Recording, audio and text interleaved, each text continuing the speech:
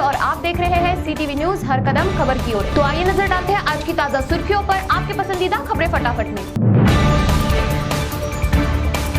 घुघुस चंद्रपुर वनी मार्ग पर नशे में धुत चौपहिया वाहन चालक ने दूसरे चौपहिया वाहन को दी जोरदार टक्कर। नशे में धुत कार चालक कोमल ठाकरे द्वारा जिस वाहन को टक्कर दी गई उसमें मौजूद 4 लोगों को कम पैमाने पर आई है चोट, किंतु खुद कोमल ठाकरे गंभीर रूप से घायल होने से उसे चंद्रपुर जिला रुग्णालय में किया गया है भर्ती।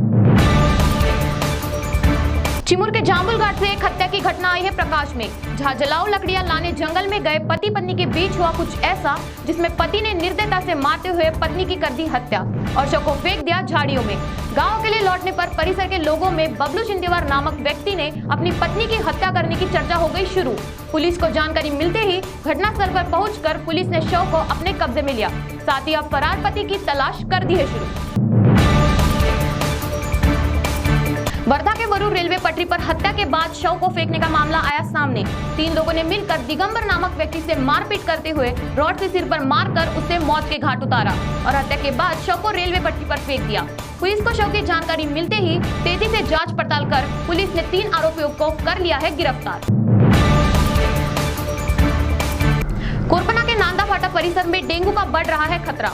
अब तक डेंगू ने 2 लोगों की ले ली है जान, जिसमें 9 महीने की बच्ची का भी है समावेश। तो वहीं कई लोग रुग्णालय में डेंगू पर ले रहे हैं इलाज। रुग्णों के अलावा डेंगू ने डॉक्टर को भी ले लिया है अपने चपेट में। तो वहीं कुछ रुग्णों की हालत गंभीर होने की है जानकारी। नांदा फाटा में फैली अस्वच्छता के चलते इस परिसर में डेंगू ने अपना कब्जा जमाया है, जिस पर उपाय योजना करने की सख्त आवश्यकता होने पर भी लोक प्रतिनिधियों द्वारा हाथ पर हाथ धरे बैठे होने से लोगों में देखी जा रही है नाराजगी। मारेगांव के केगांव गांव में जादू टोना करने के संदेह पर एक व्यक्ति को बुरी तरह मारा गया। जमाना चाहे कितना आगे बढ़ जाए, कुछ लोगों के जहन से जादू टोना भूत पिशाच का असर हटाए नहीं हटता। आज भी कुछ बुरा होने पर कुछ लोग दूसरों को दोष देते हैं या किसी ने जादू टोना किया होगा इस गलतफहमी में रहते हैं। ऐसे ही एक परिवार के 3 लोगों ने मिलकर उन पर जादू टोना करने के शक से एक व्यक्ति की बुरी तरह पिटाई कर दी, जिसकी पुलिस थाने में शिकायत दर्ज होने पर ठावरी परिवार के 3 आरोपियों को गिरफ्तार किया गया है।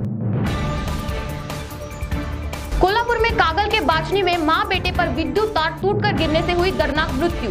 घर से थोड़ी ही दूर खेत में स्थित कुएं पर कपड़े धोकर खेत से लौटते हुए विद्युत तार टूटकर गिरा मां पर। कुछ समझने से पूर्व बेटा भी आ गया विद्युत प्रवाह की चपेट में, किंतु सामने चल रही बेटी की बच गई जान। मां और भाई को जमीन पर पड़ा देख बेटी ने चिल्लाना किया शुरू, जिससे परिसर के लोगों को मिल पाई जानकारी। सुकमा से एक बड़ी खबर आई है, जहां बीते दिनों अगवा किए गए 7 युवकों को कर दिया गया है रिहा। इन युवकों को छिड़वाने गए ग्रामीणों समेत युवकों को दी गई है चेतावनी। मुखबिर समझकर किया गया था अगवा, जिसके बाद ग्रामवासियों की विनती पर उन सभी युवकों को पुलिस से बात न करने की अंतिम चेतावनी देकर रिहा किए जाने की है खबर। राजस्थान के बीकानेर में आज सुबह महसूस किए गए भूकंप के झटके, जिसकी तीव्रता रिक्टर स्केल पर मापी गई 5.3। तो वहीं मेघालय और लद्दाख में भी भूकंप के झटके महसूस किए जाने की है खबर। हालांकि समाचार लिखे जाने तक किसी भी तरह का नुकसान होने का समाचार प्राप्त नहीं हुआ है। गर्भपात के लिए उपयोग किए जाने वाले औषधियों का गैर इस्तेमाल होने के शक के आधार पर अन्न तथा औषधि प्रशासन ने राज्य भर में छापा मारते हुए शुरू की जांच पड़ताल मुहिम। इस संबंध में 14 मामले दर्ज किए गए और 11 आरोपियों को किया गया है गिरफ्तार। मुंबई, ठाणे, पुणे, नागपुर, नासिक, अमरावती तथा औरंगाबाद जैसे जगह पर की गई यह कार्रवाई, जहां पर गर्भपात के लिए इस्तेमाल किए जाने वाले औषधि का गैर तरीके से हो रहा था व्यापार। जलगांव में शादी के 10 दिनों बाद ही नवविवाहिता ने फांसी लगाकर कर ली आत्महत्या। आत्महत्या का कारण अब भी है अस्पष्ट। 19 वर्षीय करीना निगम नामक इस युवती के हाथों की मेहंदी उतरने से पूर्व ही ऐसा क्या हुआ होगा जिसके कारण आत्महत्या करने का लिया गया निर्णय, इसका पता लगाने में जुटी है पुलिस।